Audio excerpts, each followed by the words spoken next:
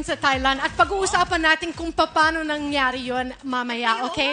Pero sa ngayon, gusto kitang tanungin, okay? Nagkaroon ka ba ng girlfriend or ex-girlfriend na ka-close mo hanggang ngayon? Hindi close, pero meron naman. Lahat sila friends ko. So Naging friends, ko. pero hindi close? Hindi na close ulit. Okay. Iba na yan. Hindi na ganun ka-close. Okay. Kung kaya mong maging close sa ex mo. So, sabi mo kanina, Kaya ko maging friends. Pero close, parang, syempre ang hirap naman na maging close ulit. Kasi di ba meron siyang, kung if ever naman meron siyang present relationship, ang hirap dahil... Delikadesa. Oo, dahil hindi na rin... I think anumang breakup, whether pangit o maganda, healthy man, para sa inyong dalawa, hindi kayo pwede maging friends right away, di ba?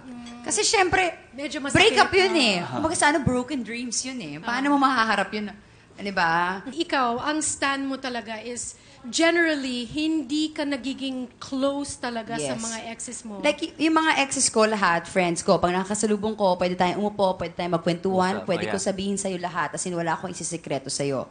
Pero hindi ko kailangan ng cellphone number mo, hindi natin kailangan mag-lunch sa labas. Kung may kailangan kang importante na feeling mo ako lang makakagawa for you, willing ako, papahanap ko yung number. Yung mga ganon. Pero hanggang dun lang siya. Yung general analysis, Nax, ng ating pinag-usapan ay pwede kang maging friend sa ex mo, which is a good Yeah, you idea. can be friends. Pero wag masyadong close para hindi magkaroon ng part 2 ng broken heart.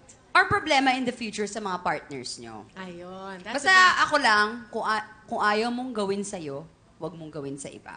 So ayoko mangyari yun sa akin, so hindi ko na gagawin. good, Yes.